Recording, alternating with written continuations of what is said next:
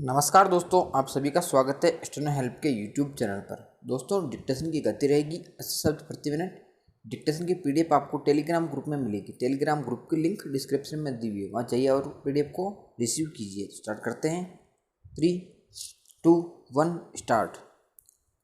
रामनवमी के अवसर पर जिस तरह देश के अलग अलग हिस्सों में पथराव, आगजनी और हिंसा की घटनाएं हुईं, वे किसी भी सभ्य समाज की निशानी नहीं कही जा सकती। विराम।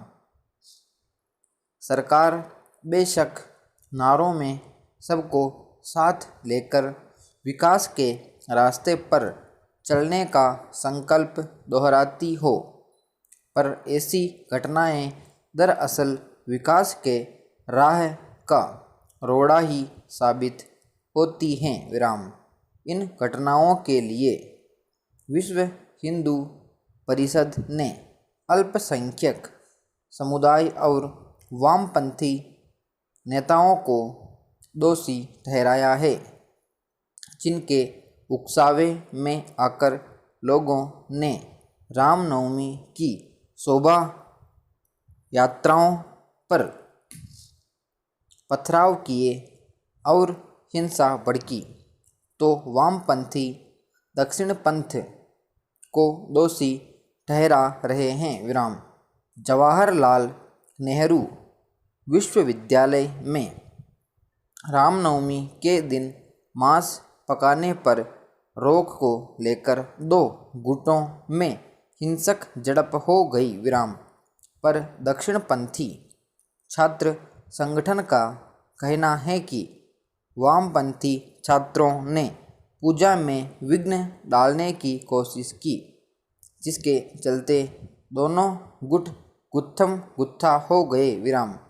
यह पहली बार था जब रामनवमी के दिन देश में 17 जगहों पर लगभग एक ही तरह से हिंसा भड़की और उसमें से 2 लोगों की जान चली गई।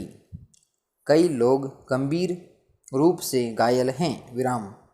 इसे महज इत्तेफाक नहीं माना जा सकता। विराम। इसके पीछे कुछ वजहें साफ हैं। विराम पैरा। पिछले कुछ समय से कर्नाटक में पहले हिजाब, फिर मंदिरों में दुकानें लगाने, फल सब्जी आदि बेचने को लेकर जिस तरह एक समुदाय विशेष को निशाना बनाया जा रहा था, उसका अनुकरण दूसरे राज्यों में भी देखा गया। विराम।